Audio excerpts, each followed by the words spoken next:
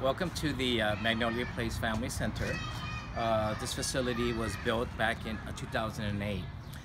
In early 2000s, the executive leadership and the board of directors of Children's Bureau started having this conversation. Although we're doing great services and impacting families, are we doing enough? From that vision, there was a plan to develop a new center in an area where other centers or services did not exist.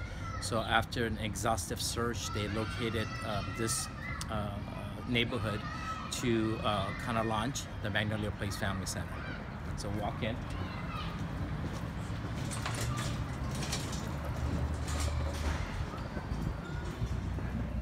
As you can see, as you walk in, it's a pretty open space.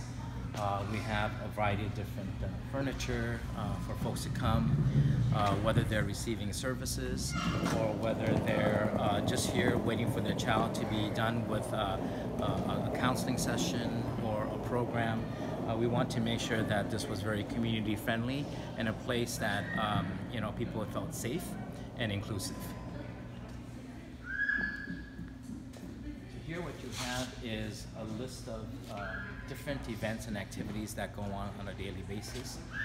Again, this center is not just used by the organizations that are here on site, but we have other partners that are outside of this facility that also use this building for meetings, trainings, and different type of engagement activities and sessions for the community. So here you have one of the activities that we're currently doing this morning, where we're working with the community residents that live in this neighborhood, and the topic matter is around nutrition. And so you can see the facilitator making some type of, looks like a salad. Now here you have the Magnolia Community Initiative Hope and Dream Statement. The reason that it's on here, which is because even though this is a Magnolia Place Family Center, I think the approach and the goal and the vision that we have for the community is very aligned with our Hope and Dream Statement. It was some of the outcomes that we wanted to see around education, financial stability, health, and resilient families.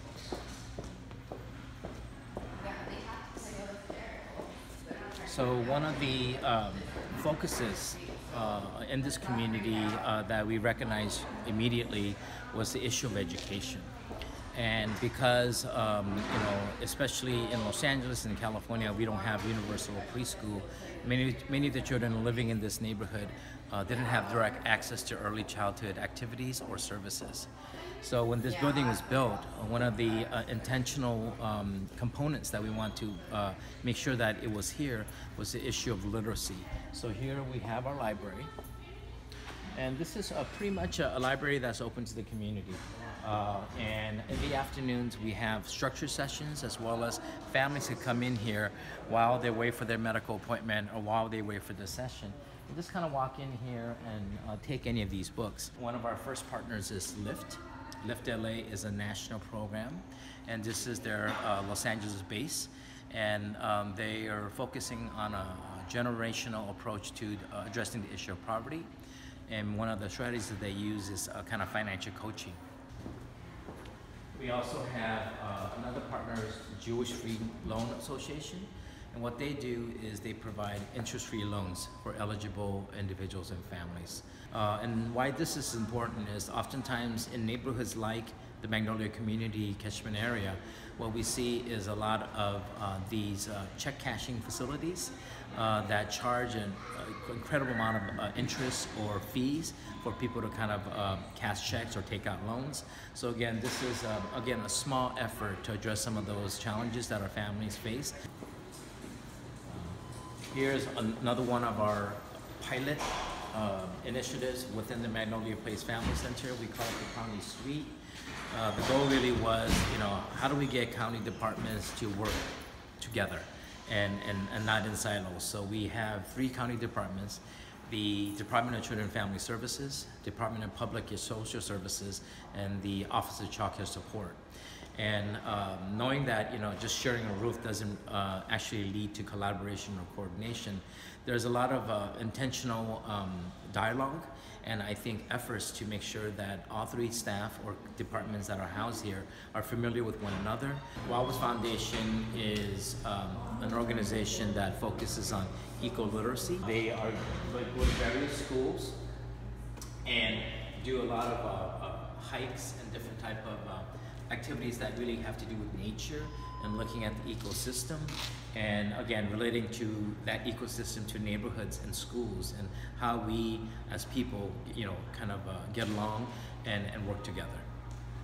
This is probably the organizations that sees most patients, roughly about 10,000 per year. Go through these doors to access a variety of different health services, including dental and vision. So this is the Magnolia Place Family Center. We do have an early childhood education wing where we provide a variety of services that's adjacent to the partner wing. We do half-day free childcare services in preschool. We also have a partner PACE that operates a Head Start program, and then we offer what's called family enrichment programs, where it's not necessarily dropping off the child, but it requires the engagement of the parents. So it's really about getting the parents to be teachers in the home and getting their kids kindergarten ready.